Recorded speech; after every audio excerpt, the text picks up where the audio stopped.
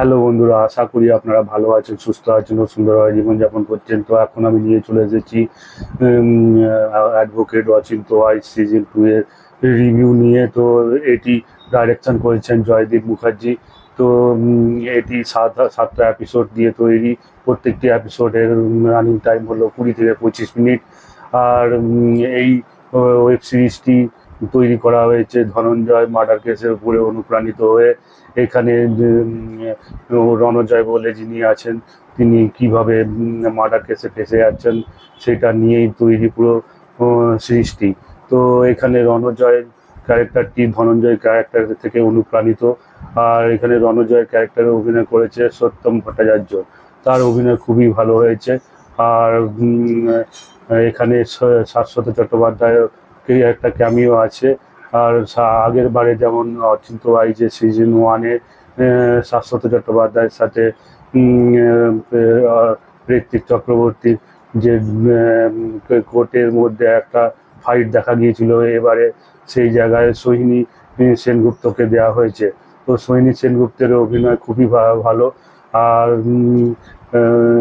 ঋত্বিক চক্রবর্তীতে অভিনয় নিয়ে তো কোনো কথাই বলা যায় না, তিনি সবসময় ভালোই অভিনয় করেন।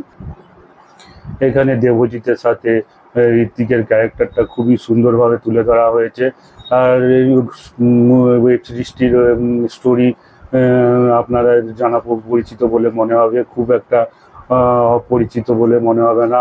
আর এখানে অভয়ার আন্দোলনকে কিছুটা তুলে ধরা হয়েছে। আপনারা মাঝে মাঝে দেখতে পাবেন অভয়ার আন্দোলন যেমন হয়েছিল কলকাতার তেমনি এখানেও তুলে ধরা হয়েছে। তো স্টোরিটা আপনাদের পরিচিত মনে হলেও যখন লাস্টের দিকে স্টোরিটি যায়, স্টোরিটিতে যেমনি হয় গতানুগতিক সেরকমই হয়েছে, কিন্তু যে লাস্টের ভিলেনটি যে বেড়ায় সেইটিকে প্রথম থেকে কোনোভাবে দেখানো হয় না, যার জন্য ওয়েব সিরিজটি কেমন একটুখানি অড মনে হয়। আর মনে হয় যেন হঠাৎ একটি কাহিনীকে শেষ করার জন্য ওয়েব সিরিজটিতে ওই মেন ভিলেনটিকে নিয়ে আসা হয়েছে। আর 10টা গতানুগতিক ওয়েব সিরিজের মতনই এখানেও দেখানো হয়েছে। ওই ঋত্বিক চক্রবর্তী প্রথমের দিকে কেসটা ঠিক মতো লড়তে পারে না, পরবর্তীকালে এমন কিছু পান যার ফলে কেসটি তিনি জিতে যান।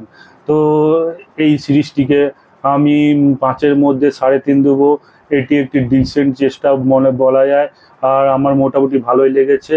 তো আমার যদি ভিডিওটি ভালো লেগে থাকে তাহলে আপনারা আমার চ্যানেলটাকে সাবস্ক্রাইব করে দেবেন আর পরবর্তী ভিডিওর নোটিফিকেশনের জন্য বেল আইকনটা প্রেস করে দেবেন।